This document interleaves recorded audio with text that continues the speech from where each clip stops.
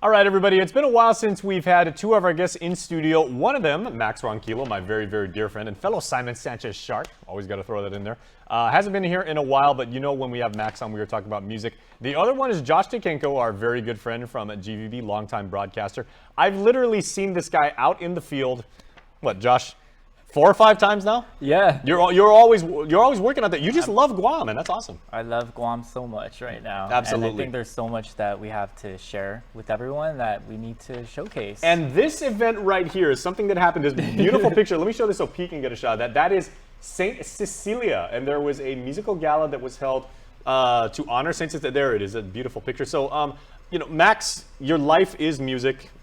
Music is your life and everything, and we greatly appreciate that. So get us up to speed on exactly who Saint Cecilia was.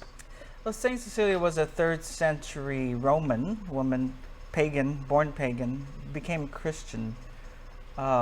She studied Christianity in private because you'd get persecuted, but fell in love with the religion and fell in love with Jesus and devoted her life. The legend goes that she devoted her life, decided to be a virgin for the rest of her life. Her parents were pagan. They wanted her to get married to continue their aristocratic life. She was an aristocrat herself. But she told her soon-to-be husband, I've been visited by an angel, almost like from the Phantom of the Opera.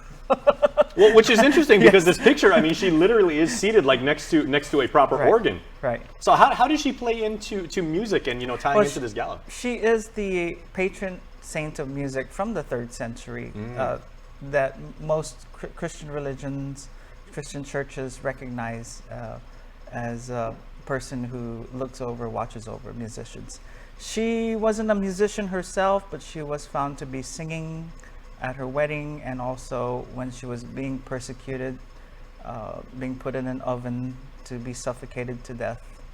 But she's kept her faith all the way till she died.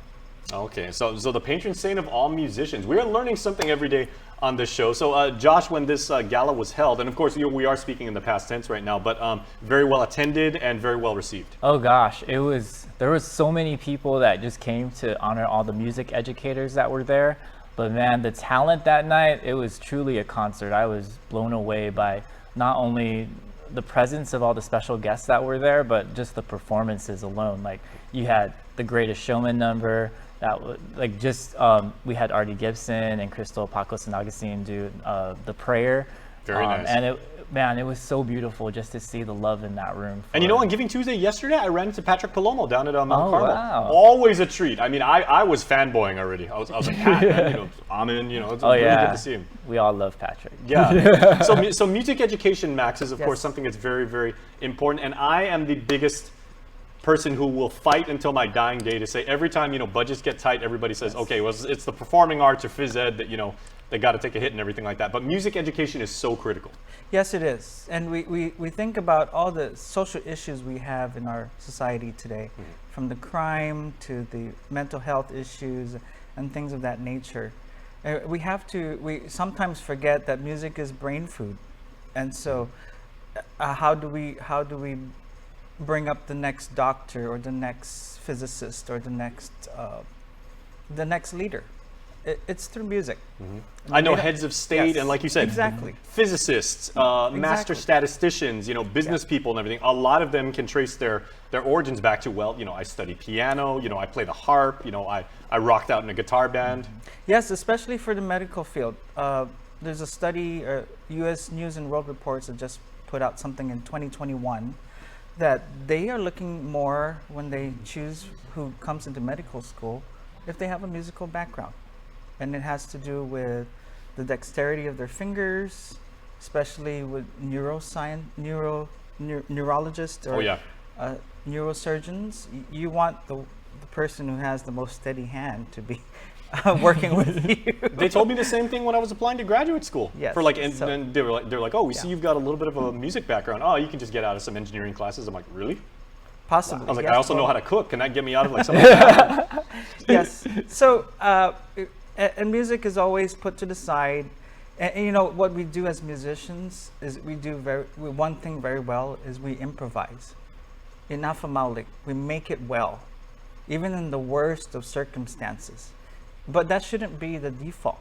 The default should be, let's get to a better place. You know, our island needs a good performing arts center in the center. We have one down south, but it's dilapidated and hardly used. And we just need to be, the default cannot be inafamalik. The default needs to be in a better place where music teachers are equipped with what they need to do what they do well.